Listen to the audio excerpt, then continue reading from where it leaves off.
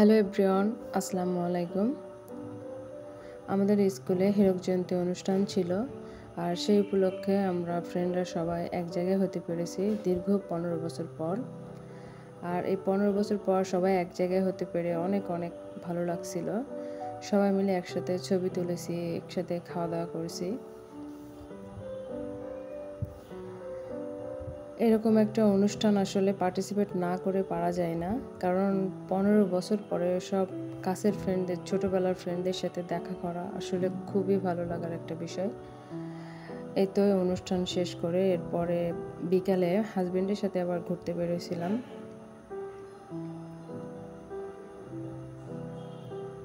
একটু নিরিবিলি পরিবেশে আমরা বেরোছিলাম। সব কিছু শেষ করে, ঘোরাঘুরি অনুষ্ঠান সব শেষ করে আমি আমার আবার অবস্থানে ফিরে এসেছি, আমার ছোট্ট এক সংসারে।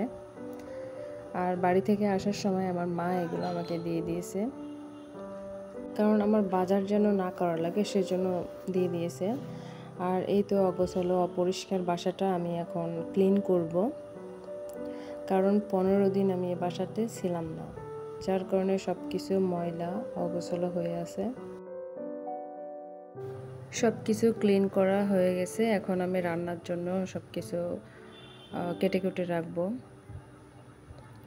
আর এখানে মাছ মাংসগুলো আমি ছোট ছোট পটলা করে রেখেছি, যাতে আমার পরবর্তীতে বের করতে অসুবিধা না হয়। আজকে আমি রান্না করব লাউ দিয়ে চিংড়ি মাছ। আর এই তো এখানে আমার সব কিছু পরিষ্কার করা শেষ, রুম গোছানো কমপ্লিট।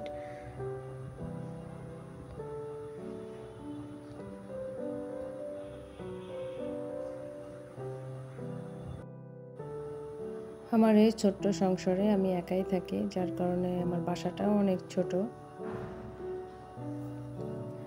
আর আমার রান্নাঘরটাও অনেক ছোট।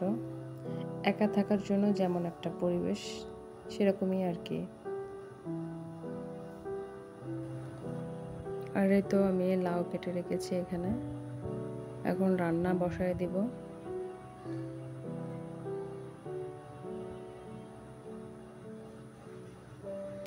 রান্না আমার মোটামুটি কমপ্লিট। এর মধ্যে আর কোনো ভিডিও করতে পারিনি, কারণ শরীরটা অনেক ক্লান্ত ছিল, এই জন্য।